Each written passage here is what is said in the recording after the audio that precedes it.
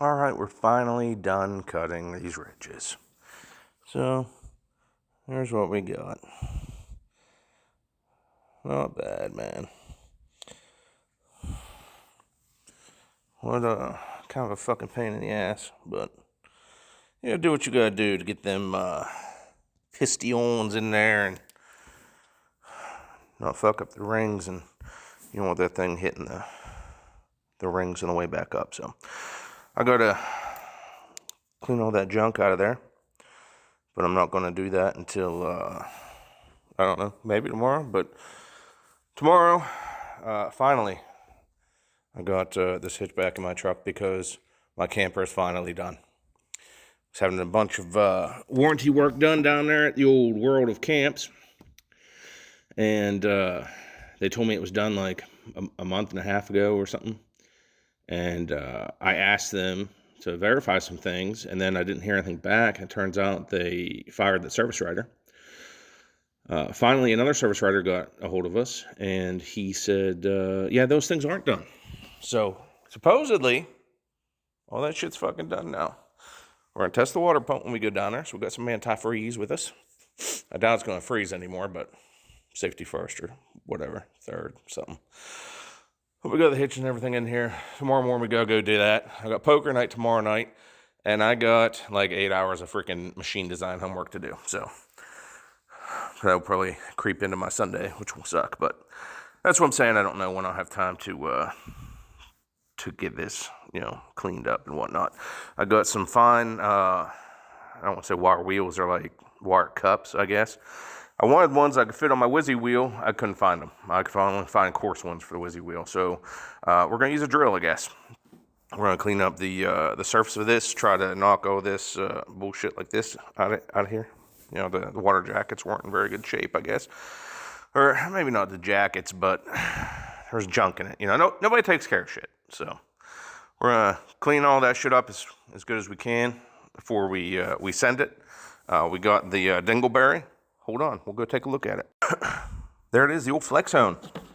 Or, as I like to say, dingleberry. So this is what we got. I think we got the 120 grit here. So that is, come on, man. That guy there. So the idea behind the old dingleberry is I gotta clean all that bullshit out of there. Lube that up. I'm going to use some 15W40 because I got a bunch of that. And hold on. Then we're going to use this little squirter my homie Jake gave me. And we'll, oh man, it's filthy. We'll squirt these cylinders down with 1540 before we go to town with the old dingleberry. So we got to crosshatch those with the dingleberry. We got to clean up the deck surface, clean up the rest of it pretty much anyway, and then we'll put the pistons in, and we'll check the clearance on the rod bearings with some plastic gauge. Hold on. Okay, so these are our piston rings. Yes, I'm actually going to use good piston rings because it's just way I do. But here's the plastic gauge, right? So if you've never used plastic gauge, it looks like, I don't know, colored dental floss of different thicknesses, and you put under the cap there, between the bearing and the crank, and you torque it, and whatever it smashes to tells you the gap, right? So whether it's going to be, whatever. So each engine's different, and then there's different colors for different thicknesses, 4,000s, 5,000s, 9,000s, whatever. All done thousandths of an inch. We got the old velocity stack there, bud. Yeah, so we got to check out with plastic gauge, and I'm going to gap those rings to 15 thousandths. I think that's what I need for this one. So if you didn't know, you take the piston rings, they look like that, but that one's not a circle anymore. Oh, hold on, I'll show you. So piston rings, you know, they're these guys here, right, in the grooves. See how there's a gap there?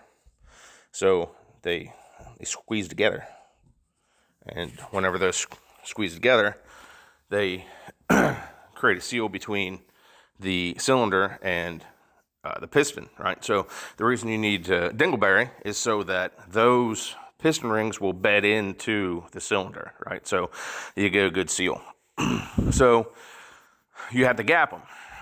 You would put just the ring in here, and then like push it down with the piston so that it's flat in there. It's not cattywampus or anything. And you measure the gap with a feeler gauge, and then you grind down. I say grind down. Use a fucking file, and you just shave a little bit off at a time until you get the right gap. And the reason that is because that will expand. Everything expands when it gets hot, right? So if you don't gap that, and there's not enough room between the two ends of the piston ring, it will fuck up your day. Yeah, you'll have you'll smoke your cylinders, and you won't be running very long. So you have to make sure you do that shit right.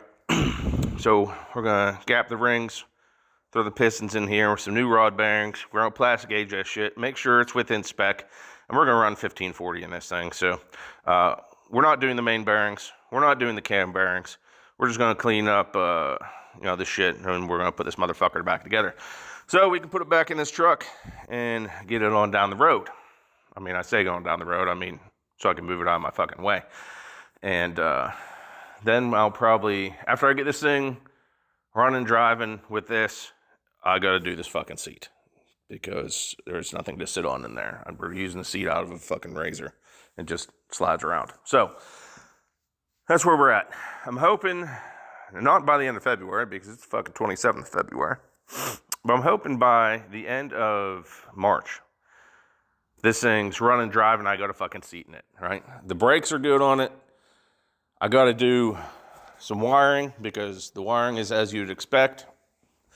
My wife got me a wiring harness for Christmas, and it's in here somewhere. I don't know where it is. It's somewhere in here. I don't know if I'm going to go full tilt on that wiring harness, or if I'm just going to try to make it good enough for right now, because we're going to take this thing on power tour, and I only have a finite amount of time to get this thing done. I got to put some miles on it, make sure everything's going to work out for me, the transmission, the differential, the engine, after being rebuilt. So we're going to make sure we get that shit done. I got to put new glass in this thing. So the passenger side window,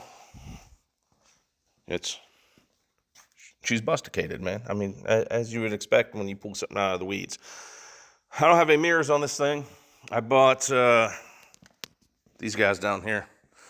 I don't know if I'm going to end up using them. Worst case, I'll just put those on my tractor, because it busted the mirror on it. So we got these little guys that we're just going to try to make work on the stubs that come out of that door.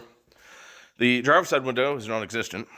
As you can see, the felt seal, and there's nothing on this side, and it needs new seals in the cab. I got to fix the fucking fender, so it's busting right here. So straighten this up a little bit, and we're gonna put a new windshield in. Actually, I'm gonna take it to a glass company to do the windshield. I'm gonna try to do it with a flat glass myself. I found, I don't remember where, hopefully I wrote it down, a place that has tinted glass for this, for the flat glass, and then the front windshield has the old school green tint on the top end of it. I think that'll look pretty good. So we gotta get this motor in this thing, and we're gonna have to put some tires on it. So we got a lot of shit to do yet before June. I'm probably gonna end up running this tank unless I get a buttload of free time, and then I'm gonna put a Mustang tank under the back end. I'm gonna put a Crossways toolbox in the bed of this thing, just so I have somewhere to put shit.